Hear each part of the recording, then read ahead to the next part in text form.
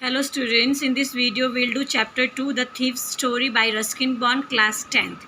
ये जो कहानी है, इस कहानी में जो चोर है उसका नाम हरी सिंह है और हरी सिंह ही हमें ये कहानी सुना रहा है।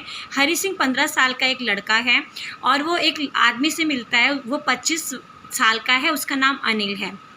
और हरी सिंह के लिए चैप्टर में एक फेयरली सक्सेसफुल हैंड यूज़ किया गया है। इसका मतलब होता है एक्सपर्ट इन थेफ्ट, चोरी करने में माहिर। अनिल जो है वो बहुत लंबा है, पतला है और बहुत साधारण व्यक्ति है और वो दयालु भी है। हरी सिंह अनिल को अपना नाम बताता है और उसके बाद वो दोनों रेसलिंग के बारे में बात करते हैं। हरी सिंह रिक्वेस्ट करता है अनिल को कि मुझे कोई काम दे दो। अनिल कहता है कि वो उसको पे नहीं कर सकता। हरी सिंह झूठ कहता है कि ठीक है, वो उसके घर में खाना बनाएगा।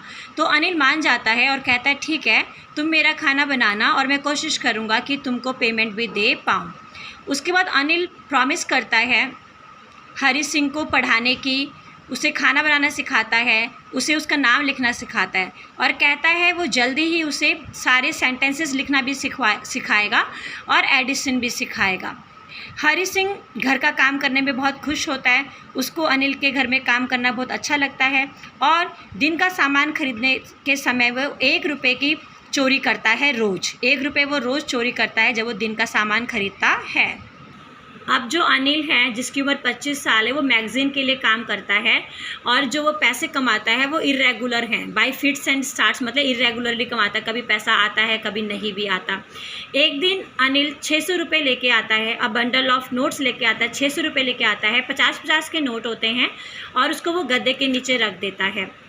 अनिल जो है वो बहुत ज़्यादा ट्रस्टफुल है, वो हरी सिंह पे बहुत ज़्यादा यकीन करता है और इवन घर की चाबी भी उसने हरी सिंह को दे रखी है। और हरी सिंह जो कि एक चोर है, अपनी मर्ज़ी से घर में आ भी सकता है और जा भी सकता है। इसीलिए हरी सिंह को बड़ा मुश्किल हो रहा है अनिल के यहाँ चोरी करना, क्योंकि अनिल उस पर बहुत ज़्यादा यकीन करता है, भरोसा करता है।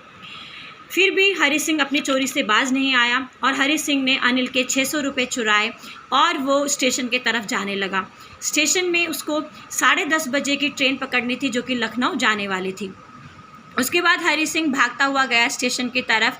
बारिश हो रही थी और वो स्टेशन में पहुंचा, लेकिन कुछ हुआ उसके साथ, उसका दिल नहीं किया और वो ट्रेन में नहीं बैठा और वो वापस अनिल के घर में आ गया।